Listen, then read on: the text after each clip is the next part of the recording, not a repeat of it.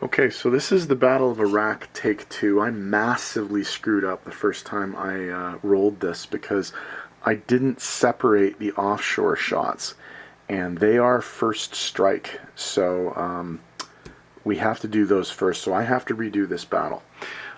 So basically what we have is the HMS Glenern dropping off an infantry and an artillery, 2 fighters and a tactical bomber, plus the HMS Newfoundland cruiser and the HMS Duke of York battleship. Now I'm going to roll this properly this time. The battleship and the cruiser get offshore shots, and they are first strikes, so the Iraqis are not going to get a chance to defend here. That's the way we play in our game. So, and that's 1 hit.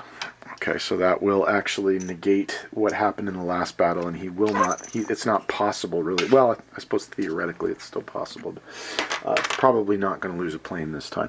Okay, so there are 2 left, so that's 2 2s, 2 3s, and a 4. 4 hits, so he takes the territory. Now, unless he rolls 2 2s here, he's going to take the territory, so 1 hit. So he loses an infantry and ends up taking the territory with an artillery piece. So apologize for that one. My bad. I really screwed up the battle when I rolled it the first time, so that's a more accurate result this time.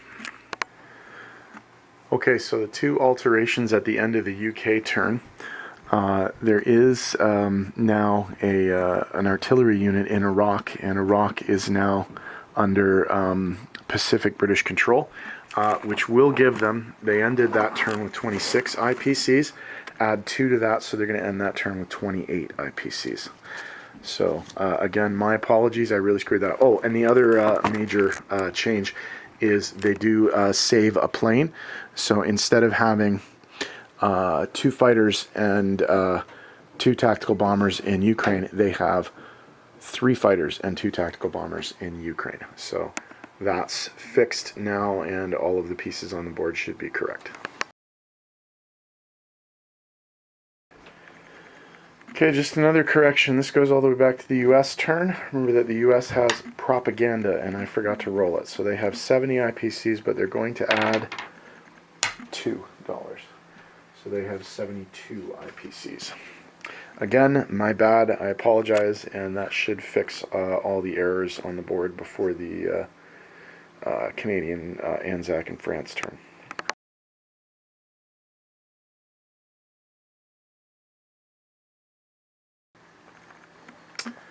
Okay, welcome to the minor allied triple turn.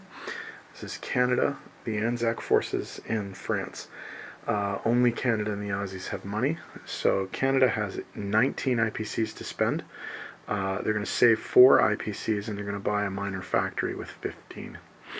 The Aussies have 28 IPCs to spend. They're going to save $1. They're going to buy a transport for 7, and they're going to buy a battleship for 20. Canadians have no attack moves. The French, however, do.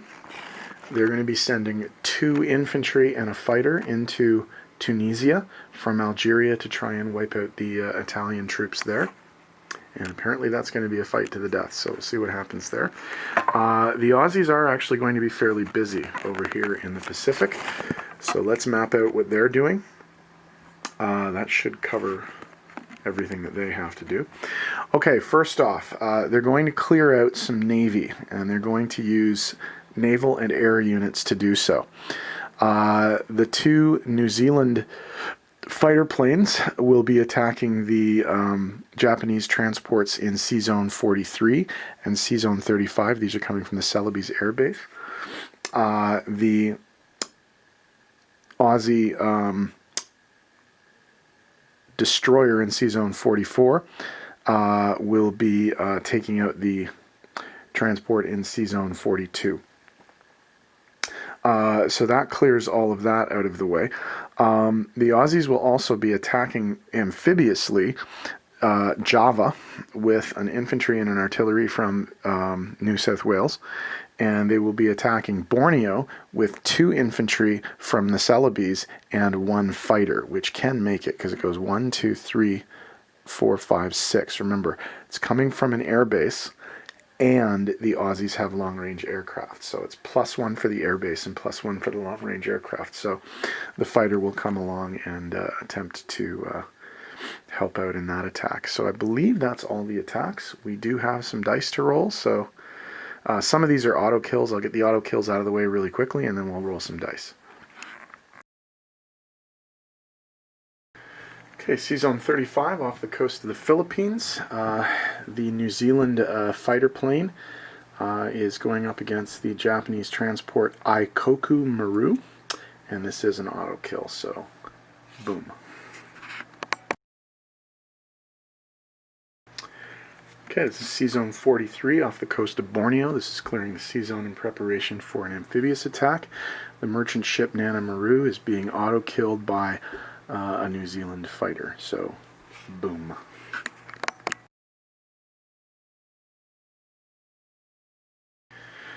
Okay, for the amphibious landing in Borneo, the Australian ship, the HMAS Labuan, is landing 2 infantry, and the Australian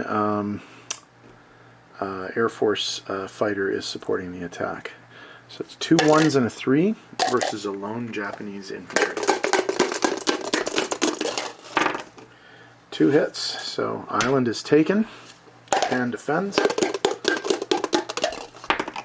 miss.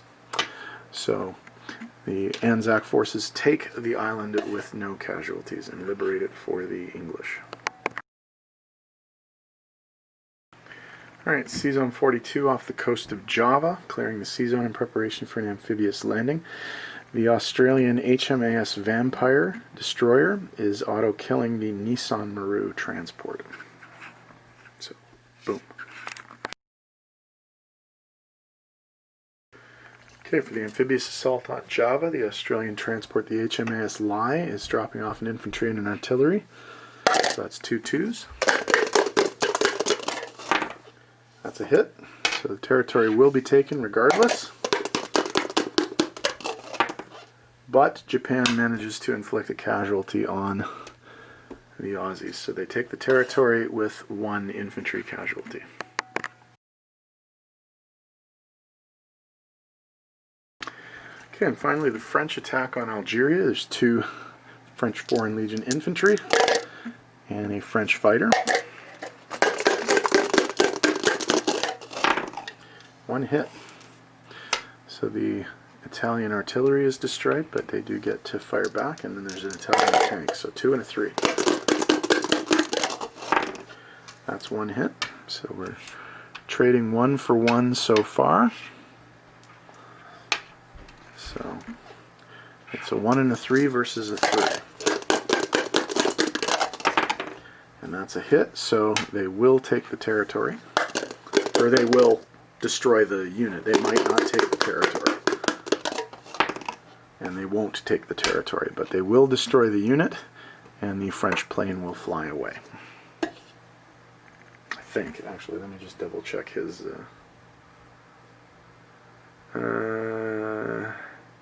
yeah, infantry fighter. So yeah, he doesn't take the territory, but he does manage to clear out those Italian units. So victory for the French.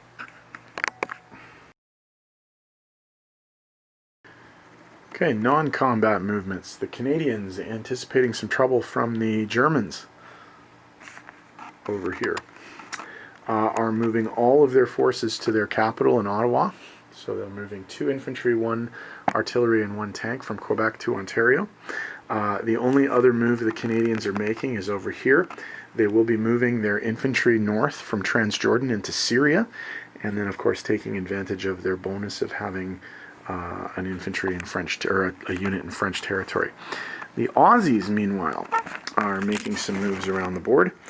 They're moving an infantry and an artillery south into New South Wales from Queensland. They are moving 1 infantry from Dutch New Guinea to New Guinea.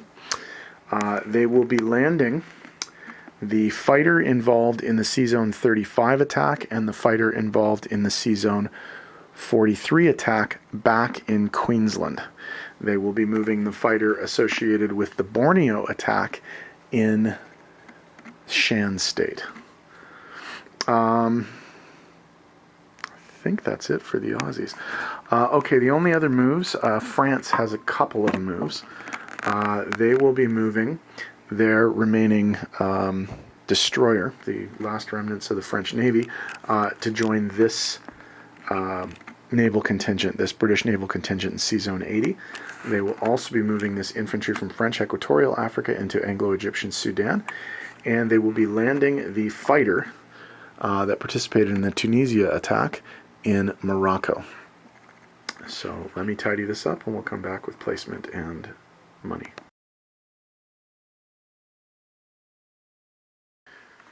Okay, for the placement of new units, the Canadian factory is going to go into Ontario.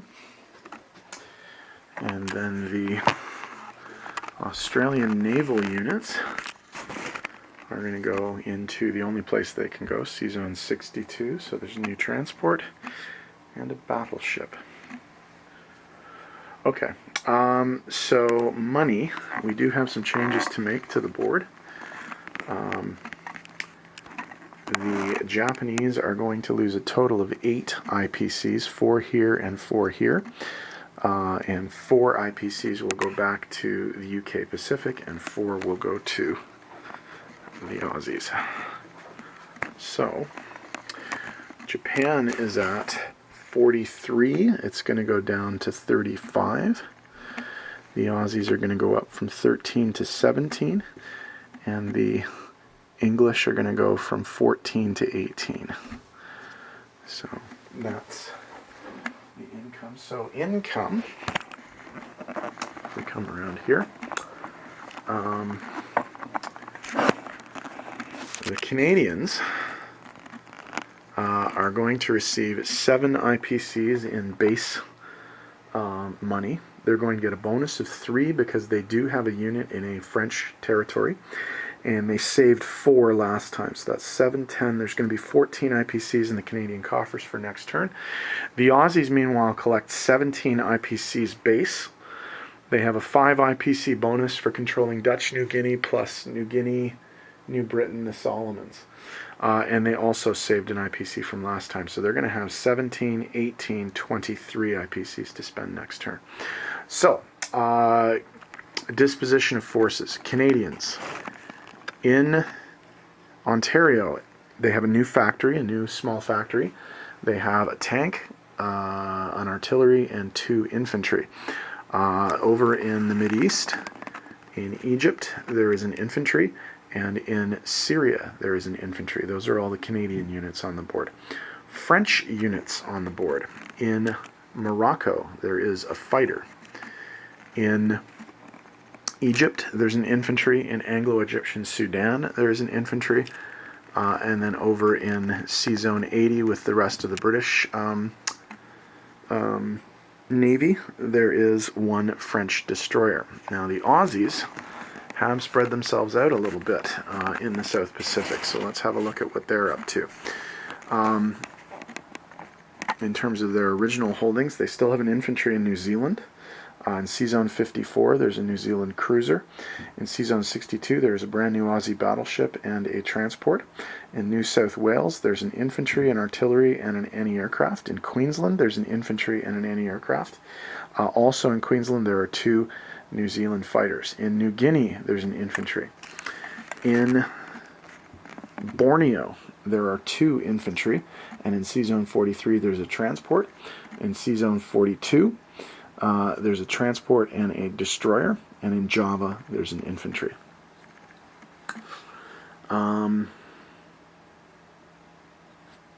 Oh, sorry, there's 1 more unit on the board. In Shan State, there is an Australian fighter. So that is the extent of the minor allied powers in terms of their forces. Next up, big turn. Germany goes. We're going to see whether or not they take a poke at Ukraine. If they do, that might be game, set, and match, simply because there's a clear path to Moscow from there, from that point. Okay? All right, Germany turn 4 up next. Oh, we should preview that.